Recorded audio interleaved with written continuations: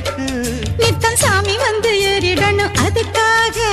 தொப்புள தங்காட்டுறிய எதுக்கு மாமன் பம்பரந்தான் விட்டுடணும் அதுக்காக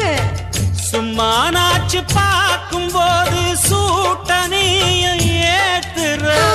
சாராயத்தை கண்ணுல வச்சு ஆளு மேல ஊத்துற காஞ்ச மாடு கம்புலதான் பாஞ்சது போல் தெம்புலதான் நீயும் மேய பாக்குற